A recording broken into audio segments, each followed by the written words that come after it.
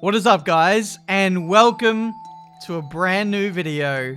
Today is the start of Season 5 of my team journey for F1 2020 career mode.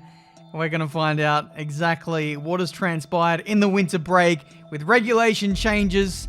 Last episode, Max Verstappen won the driver's title in the Red Bull in a car which was inferior to the Mercedes. What is that outfit going to do this season with some potential changes on the way?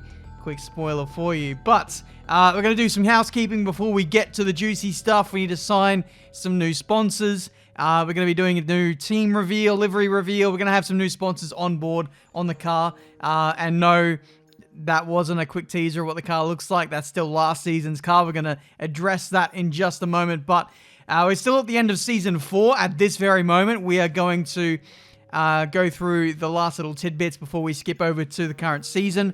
And that is just consolidating a few of the durability components, because this is an area of development which is changing for next season. So everything that doesn't get saved is reset for next season. So we're going to see across the board cars that are much more unreliable. So there's going to be a lot more grid penalties. There's going to be a lot more failures this year. And just getting to the finish line over the course of the season without taking penalties is going to be that much more difficult. So we'll see how that goes. But we're getting towards the end of the season now. It is time for contract renewals, I think. But just before we do that, we had a few more resource points come in as we're just getting towards the deadline day, essentially. So last season, we didn't have Abu Dhabi. And that's meant that there's more of a gap between the finale of last season and then, you know, the end of season bit, which is coming up now. So we currently have Callum Ilott on board. It's no secret that I've wanted to sign Daniel Ricciardo to the team, which is exactly what we are going to do now. We have $71 million, and we can literally go for everyone, probably 3 times over. But I'm sticking to my guns. I'm sticking to my promise. We are going to sign Daniel Ricciardo for Season 5 of my team to make it an all-Australian lineup at Marduk Motorsport. Fuck's sake. Why? Why? We can't get Daniel Ricciardo again. We needed 5th place or better in the Constructors, and last season we got 7th. We got screwed over this time last season because of Lewis Hamilton not wanting to re-sign at the mid-season break because the car wasn't in a good position enough at that stage of the championship. But I didn't think Daniel Ricciardo had these prerequisites for signing. I mean, he's already taken a down step once before in his career. What's one more time? That's not going to hurt him. We are going to be a competitive force this season. That is for certain. But, yeah, we now have to, unfortunately, look for other options. And I really didn't want to do this, guys. I really, 100% hand on heart, wanted to sign Daniel Ricciardo for this season of career mode. But now, this has really thrown a spanner into the works. We are going to have to find a replacement. Max Verstappen, maybe. I'm going to go for him. I mean, he's going to be at the top of my list, I suppose, being a really young driver, 95 rated at Red Bull, won the championship last season, reigning champion. We're going to approach him, see if he's going to accept, which he does not. We actually fit all of the prerequisites for Max Verstappen, yet he still doesn't want to sign for us. So there you go. It's not a surefire thing that you can sign anyone that you want. I'm guessing he just wants to stay at Red Bull because he loves Red Bull and he wants to keep winning. So each to their own. We're going to approach Lando Norris, and Lando has accepted the approach. So we're going to make a bid for him. We're going to have to essentially buy him out from his McLaren contract. And guys, I don't think this is going to be an issue. We've got $70-80 million. I am willing to pay anything now to have a good driver. And Lando is our, don't tell him this, but he's our number 2 option for number 2 driver. So here we go. We're going to bid, how much? $13.6 million for Lando. No! No! This is bull. This is bull crap. Nice one, chat. We got him. We got him indeed. We have the last laugh. Lando laughing at Daniel Ricciardo not signing for the team. And then it goes and backfires on him. Welcome to the team, son. You are now racing under Marduk Motorsport colors. I am your boss. And so now you must do as I say. So, this is going to be an interesting little pairing for this season. How long are we going to have to wait now to get Daniel Ricciardo, is the question. Is this even going to happen on this year's game? Honestly, I don't even know now at this point. We get 30 mil for our results of last season, getting 7th in the Constructors, which is not too bad. That's a fair chunk of money. We're not going to struggle in terms of financial costs this season. You know, we've won a couple of Constructors, we've won a couple of drivers in our past, and we're not forking out 25, 30 million a year for drivers. Lando is a lot cheaper than what Lewis was this time last season. So we head into the new season now, and this is the driver market. Sebastian Vettel has joined Red Bull. He has come out of his sabbatical, which Helmut Marko suggested him to do this season, and join Red Bull in 2022. This has actually happened in the game, and he joins Max Verstappen to help defend the title for that team. That's pretty incredible. Alexander Albon replaces Lewis Hamilton at Mercedes. I didn't actually catch that the first time scrolling through, so that was a thing. But we also have Jack Aitken replacing Lando Norris at McLaren. Now, Jack Aitken was almost a shoo-in for the championship last season, before Lewis Hamilton rudely ejected him out of his seat and taking away any chance of Mercedes winning either title last season, albeit very controversially once Lewis Hamilton announced his retirement. But we're on to Season 5 now. We're on to the current day meta, and we're ready to see what our current beast is going to look like for this season. There's the driver overalls, which have a few of the new sponsors. So that's a quick teaser. But now let's get into what we're going to be racing this season.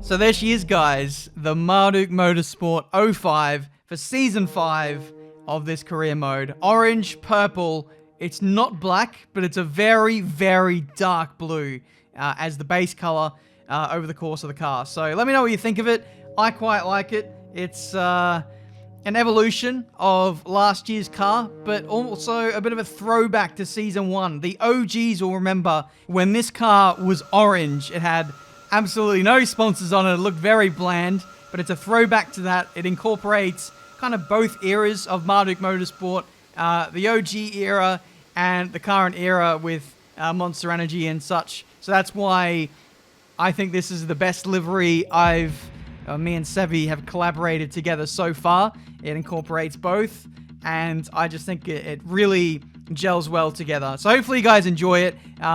Sticking with Monster Energy, I wanted to maintain the same kind of brand image over the course of the 5 or 6 seasons, however long we're going to be doing this career mode. I wanted to really establish Marduk Motorsport as like a brand in a way, like Red Bull, how they subtly change their livery every season, but they don't go chopping and changing it every single year. So hopefully you guys appreciate that. Some of the brands we got on board for this season are Xbox, Quadrant, Boost Mobile, and Ryzen. And in place, we got rid of X44, we got rid of my T logo in places, and we got rid of the AMG branding as they took a bit of a backward step with Lewis Hamilton leaving. So a little less financial backing from Mercedes. We're still powered by them, but they're sponsoring us a little less proudly these days, so to speak. So that's the car. Lando is out there at this current stage here in Bahrain, doing his first laps in practice, and he's getting a good feel of the car while I'm just waiting for the track to evolve a little bit. FP1 in Bahrain is not a good place to be. We're only going to do minimal running in this session. We're going to do the bulk of the running in practice too, where we'll get a proper feel of the car. But yeah, Lando did a couple laps. He's 1.4 seconds off the pace, 7/10 shy of a Mercedes on the same compounded tyre. So that is slightly worrying, but this is only Lando's first laps in the car, so I will cut him some slack. But anyway, we're going to head out there now and see what this car is like to drive. I know the team back at the factory put in a lot of hours getting the car ready for you this weekend. Let's repay them with a strong performance. Standing by.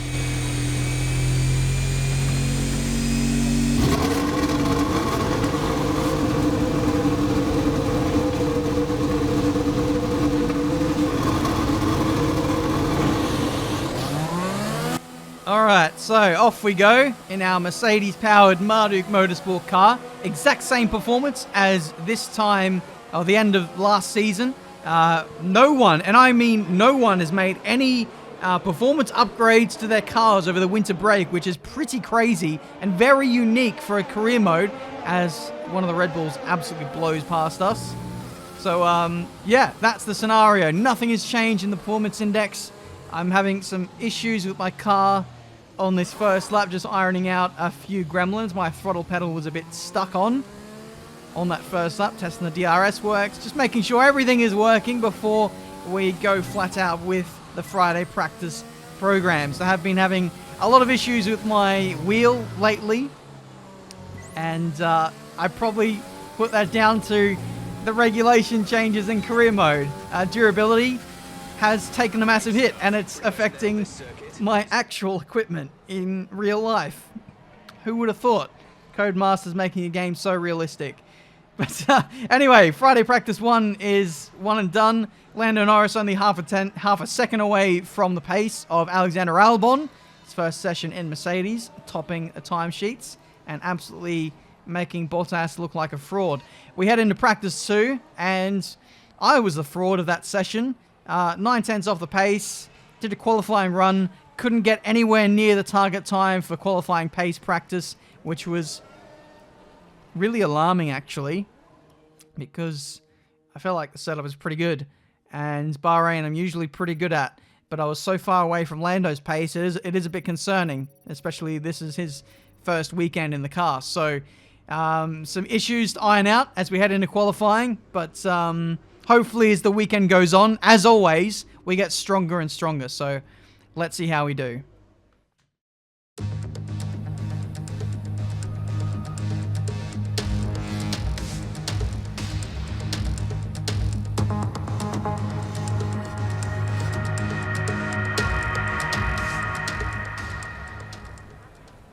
Alright, so here we are for qualifying for the Bahrain Grand Prix, round number 1. And we're fast forwarding a little bit into the session. We want to minimize the amount of time or running that we do in this session. I only want to utilize one set of tires to get out of this session. Well, there's quite a big divide between the top 7 teams and then the rest of the field, the back markers. So hopefully we'll be able to clear the benchmark and move on to Q2 pretty easily. But I don't know if I've touched upon this too much in this video, but the top 7 teams are very, very close. So let's hope that we're on form this weekend and we can really mix it with the big guns and get some good points to start off this season. It will be a little bit harder at the start of the season, given that we haven't brought any new upgrades into this first round of the championship. No one has. Everyone's been busy trying to consolidate their durability and reliability components, that no one had the resources to do anything performance-wise. The regulation changes at the end of last season were thrusted upon us so late that no one, I don't think anyone could really save everything last season. So we're all a bit, I don't know, stretched this season for resources, at least early doors. But come the end of Q1, we're in P17 at the moment. My first lap wasn't good enough to get myself out of this session, and so we have to use another set of soft compound tires. I've had to increase the downforce as well because the setup I don't think has been working as well as it should have. It was originally running 2.6 wings. I had to switch to 3.7 because I really felt like I wasn't getting enough time out of the middle sector. But we just about clear the benchmark, or yeah, the knockout zone in Q1. 16th place, only 400ths away from getting knocked out. We compare our times with Lando, and the major area where we're struggling is Sector 2. So that's where all the high-speed corners pretty much lie. Sector 1 and 3 are not too bad. So straight line speed isn't too bad for me, but I increased the downforce and it still seemed to be a bit of a problem for me. So maybe I need to change the setup completely for next race, but we've just crashed. Why have we crashed? That was very clumsy. I was coming to start a lap. I've hit the ripple strip there on the inside, and the car is just completely gone straight on. Something is broken within the car. The vibrations sent through the suspension arms has rattled the electronics or something, because I just had no control over the car. As soon as I hit that ripple strip, I was a passenger. So the reliability issues, which I spoke about in between the winter break, have affected us already. It looks eerily similar to a certain league race video which I uploaded in my last video, but I'm just throwing an in-game universe reason as to why we retired from that session there. But yeah, this issue really needs to get sorted. I do have something on the way. I do have a replacement part on the way. Replacement item, which is a bit of an upgrade. So once that arrives, these issues will hopefully be a thing of the past. No more testing, no more practice. This is the real deal. And it's make or break here at round 1 of this year's Formula One World Championship.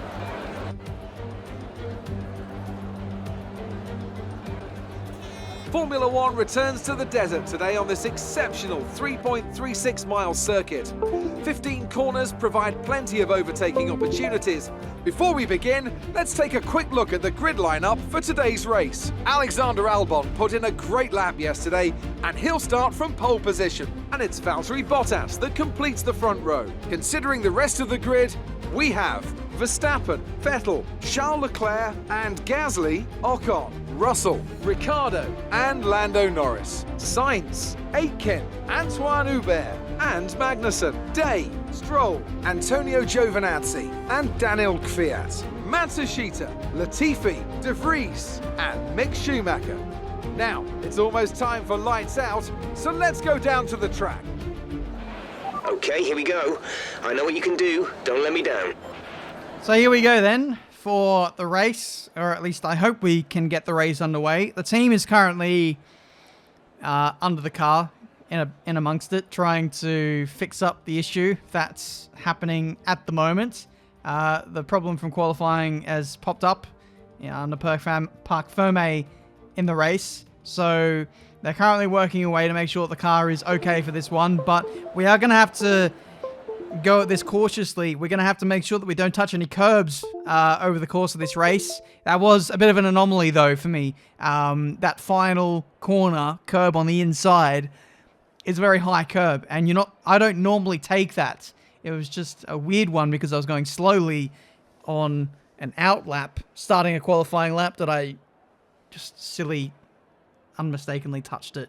So hopefully that won't be an issue in the race, but let's hope that the car can withstand a few of those over the course of the race. It will get a bit bumpy, especially if we're going wheel to wheel with other cars.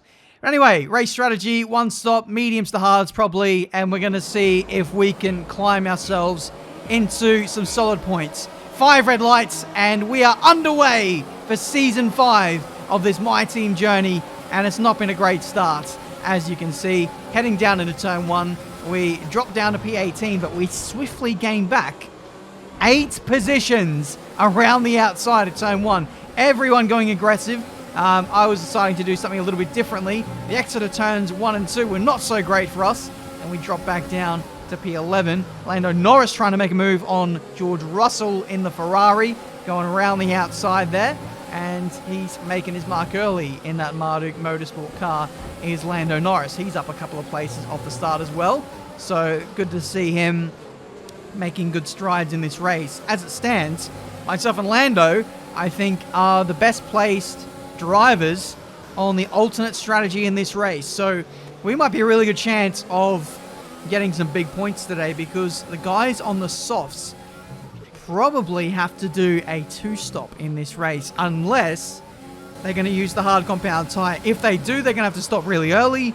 They're going to be really struggling for tires at the back end, whereas us, we don't need to worry so much, and we'll probably be able to catch them towards the end. Such is the proximity of us to them in performance levels. But we go around the outside of Lando Norris down into turn 1. Do not fight this one too much, Lando. I've got the pace on you. We go up the inside into turn 2, and that is job done. Boss, or Master, gets past the Apprentice, where the Apprentice is not done with me yet, as he tries to go up the inside into turn 4. Nothing doing there. Has to slot in behind, and it is a bit of a shuffle at Marduk Motorsport with us in the points now. So hopefully now I can just get on with the job. Hopefully me and Lando don't squabble too much. Hopefully he sees the bigger picture and just works with us, and we're able to catch up to the top 9 once again. They're going to be coming in very swiftly for their, well, if they come in for mediums, they're doing a 2-stop. If they come in for hards, they're doing a 1. But I think a lot of them are going to be doing a 2-stop in this race. I did ask Jeff at the start of this race what the deal is with those guys. But early doors, we're not looking pretty good in this race. The pace, at least relative to the soft compound runners, seems to be quite a way off. We're like half a second, 0.6 slower than them per lap, as you can see on lap 5. We're 4 seconds behind George Russell. Now, there was a bit of squabbling between myself and Lando, which cost us a bit of time. I think we dropped about 2 seconds in that squabbling, but the other 2 seconds that we lost has just been on pure pace. We don't have that. We don't have the slipstream of the cars ahead. Leclerc ahead. Their tyres are 6 laps old. We think they've got 2 stops remaining. And their confirmation for the cars ahead. 2 stops for George Russell, Ricardo and company. So that's a good sign for us. But yeah. We were at a bit of a disadvantage. We didn't have the slipstream. We weren't in a slipstream train, but the leaders all were kind of in one, and they were all working together, and that was making life a little bit more difficult. But we now have the lead. Myself and Lando Norris are 1-2 in this race. Can we please red flag this race right now? That would be lovely. Or a safety car will do just nicely. We're a third of the way into this race. We're controlling things quite nicely. I was panicking a little bit at the start of the race, I'm not going to lie, because of the lack of pace. Then I realized everyone was on a 2-stop, and I was able to breathe a little bit easier, especially when Albon was, at least in his first lap or so, not making much inroads on us, but come the end of our stint, he's really catching up to us and getting in the pack. He's 1.5 seconds behind us. Here's Alexander Albon, and for all of us, there's one more pit stop to play. So, in a way, we're essentially fighting for the lead of the Grand Prix now. But the telling part of this race, the decisive part of this race, is going to be after we make our pit stop. Whether we can undercut, whether we can make inroads on Albon once we all stop. That's going to be the deciding factor. Because if we're slower than Albon, he's just going to romp off into the distance. And when he does make his pit stop, he'll be many seconds ahead of us. So, into the lane we go. I was very watchful of Lando to make sure that he wasn't stopping on this very lap. The last thing I wanted to do is make a double stop, a double stack, because I genuinely want to get as many points as we can this season, as early as we can, because I genuinely want to win the well, I've always wanted to win the Constructors, but the difference between this season and last season is I think that we're close enough to the leaders to actually be able to achieve that. But it's going to be close. We're going to have to maximize everything we can early while the car still isn't great, or while it isn't the best. Whereas last season, I didn't care so much because the car was miles off everyone. Winning the Constructors or the drivers was just too unrealistic to expect. So, We have Lando Norris into the lane now. He's onto his hard compound tyres, just guaranteeing there that he's on the same strategy as us, and he's going to be going to the end of the Grand Prix. So while it might be a bit of a push, a bit of a struggle to beat Albon in this race, I tell you what, the rest of the people in this field are well and truly in the mix. We're in the mix with those guys. I think we could definitely get on the podium, or at least in the top 5, because those immediately ahead of us need to make another stop, and they're going to lose 20-25 seconds of a transit time, whereas we've already done our stop now. So this is the scenario for the rest of the Grand Prix. So I'm just trying to lap as consistently and as quickly as I can. I felt like I am a bit more comfortable on this hard compound tire, so that's an encouraging sign. Yellow flag on the start finish straight. A lot of the race leaders are in, and it looks like one of the Renaults is going slowly. That's Esteban Ocon with an engine failure on the start finish straight, pretty much on the pit exit. That's not a good sign because the safety car must be deployed. The location of Ocon's retirement was just in a really dangerous spot. I think he retired right here. No, he pulled off to the side. So in actual fact, that's pretty safe. No one is going to transit through there unless you're into the barrier or a Tiametmarduk playing on no rules racing game mode. But under normal circumstances, no one would go there. But the FIA have deemed that the safety car is needed to remove that car. I mean, this is F1. It's not like they leave stranded race cars on the circuit.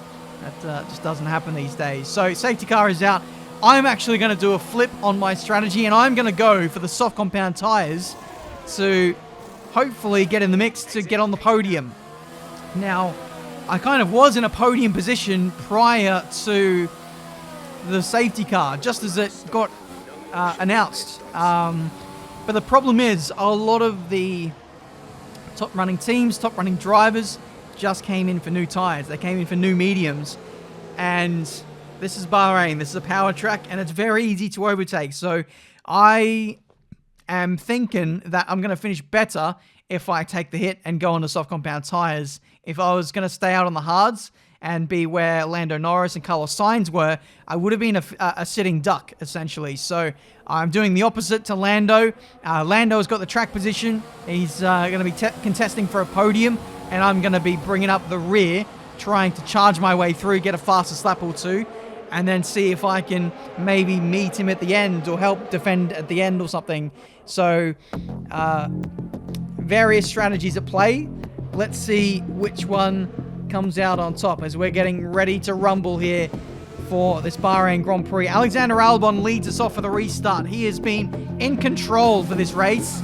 Meanwhile, we have Sainz and Lando on hards in P2 and 3. They're going to be defending for all that they're worth, and I'm hoping that that defending is going to help me catch up as we go up the inside of like 3 or 4 cars down into turn 1. It's a carbon copy of the first lap where everyone was just going very tentatively down into turn 1. What's going on? This isn't F1 2010 career mode.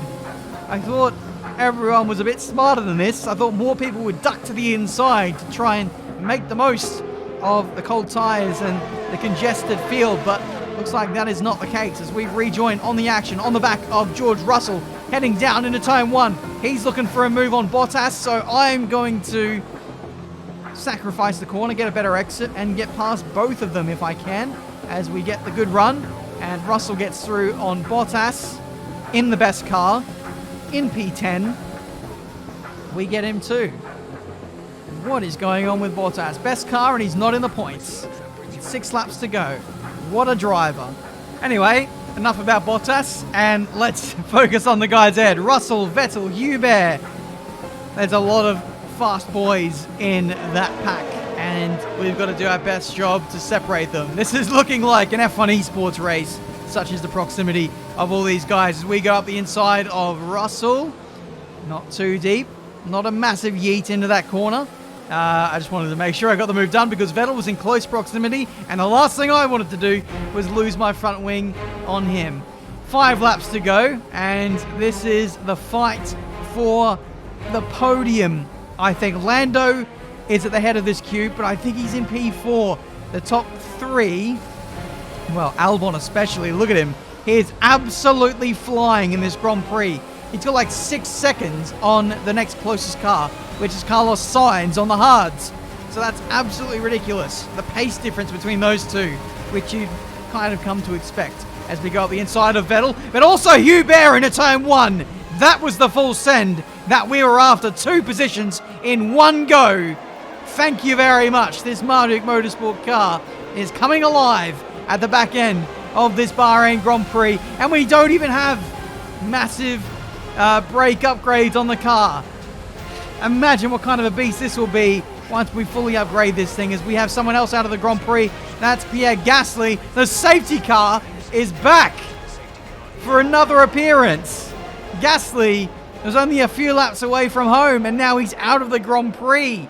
In seasons gone by, we can't even buy a safety car, but we've got 2 in this season opener. Season 5 is amazing. More of this, please. This is ridiculous now. The safety car is back, and if anything, this actually really helps us on this strategy, because it brings Albon back into the fight. It brings Carlos Sainz closer to us. Lando Norris is back in the mix on his hard compound tyres, but there's limited laps remaining. We do lose a couple of laps, but conversely, we lose less in terms of tyre wear, so we're more of a threat in these dying laps, as the safety car is now coming back in. Safety car is in this lap, safety car in this lap. Let's make sure those tyres are up to temperature, and remember, there is no overtaking until the timing line. Stay in position until the green flags. Oh, these tyres are going to be up to temperature, alright. They really didn't have much chance to cool down, but we're getting ready to fight it out for the final 2 laps of this Bahrain Grand Prix. We've got a great restart on Jack Aitken, but we don't have the slipstream of the cars ahead to really help us. So it's going to be a drag race between us and the McLaren in the slipstream of Lando Norris. We get Aitken and our teammate down into turn 1. It's another double overtake. How many multiple overtakes have we made at that very corner today? It's been pretty ridiculous. So now we're in prime position to get a podium. Carlos Sainz in the McLaren just up the road. There is Alexander Albon in the Mercedes leading away. He's trying to do his best to win this thing. It's his first race for a new team. Kicked out of Red Bull for Sebastian Vettel. And now he's making a statement in the best car when his teammate Bottas is not even in the points right now. We've got no ERS deployment at the end of this straight. And it means that we're kind of on the back foot as we head on to the last lap of the Bahrain Grand Prix. It looks like this podium might well be slipping out of our grasp at this stage. We're running out of opportunities to overtake Carlos Sainz, but Max Verstappen, our defending champion, only just about holding on to the podium at this point. We are running out of corners. I'm not getting close to these guys. It seems that the soft compound tyres are dying off on this last lap. Even with the 2 safety car interventions, it's not enough to give us a podium. We made the wrong strategy call today. We were in front of Sainz on the hards before we came in, so we've thrown away a P2, but 4th place is still respectable. Just wish I would have known that in hindsight.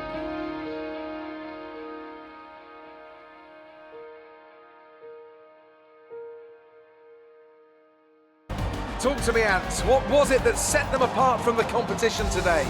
Well, this was a real team victory. They put together a solid strategy today that appeared well suited to the conditions out on track. The driver did everything that was expected of them in the moment to really execute the team's plan to perfection. A shining example of how F1 really is a team sport.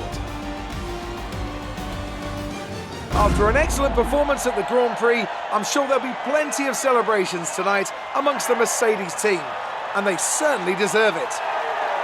How's this for a storyline? Albon replacing Hamilton, the guy who Hamilton takes out a lot of the time when they come in contact with each other. But Albon in his first race, stepping up to the mark and doing what Jack Aitken did this time last season. Can you imagine the scenes if Lewis Hamilton comes out of retirement and replaces Albon who is probably going to be the championship leader based on current form. Not a good performance from Valtteri Bottas. He does get in the points at the end of the day, so he does salvage something out of this race weekend, but that is absolutely appalling for a Mercedes driver. That's the fine margins as well in this field. The top 7 teams closely matched, and when you're not on form, you get barely any points. But for us, for Tiametmarduk Motorsport, it's been a pretty good weekend, considering where we started, both of us outside the top 10. P15 for me to P4, and Lando went from P10 to P5 on the one stop. It's a shame he couldn't hold on to track position as well as Carlos Sainz, but at the end of the day, 10 points for Lando is still a really good haul. The best haul from a teammate I've had in like a season and a half, I think. But yeah, that'll do nicely. Hopefully you guys enjoyed this episode of Career Mode. I'm sorry about the lengthy break between last season and this one. But this is looking like it's going to be the season where we go for the drivers and the constructors once again. Third in the constructors, surprisingly. Only 5 points behind Mercedes, who, down to Bottas' side of the garage, had a bit of a shocker. So we're not too far away from those guys. So that's at least encouraging that we're not too far off points-wise at the start of the season. Let's hope to continue to upgrade the car. We need to work on durability to regain what we lost over the winter break. We do have that ultimate weight reduction upgrade coming in for maybe next episode. I'll need to check back with you guys on that one. We did that at the start of this video. But then we also need to do brake upgrades, and we also need to do some ultimate aero upgrades. And then the car will be maybe the best in the field. We'll have to wait and see. But hopefully you guys have enjoyed this episode. Let me know what you think of the car, the teammates, the whole situation, the storyline of the AI drivers swapping around. And I'm looking forward to this season. Hopefully it's going to be a closely contested one. It's certainly shaping up to be that way, and literally any of the top 7, maybe even top 8 teams could win the constructors or drivers this season. So long may it continue. Until the next episode, I'll see you next time.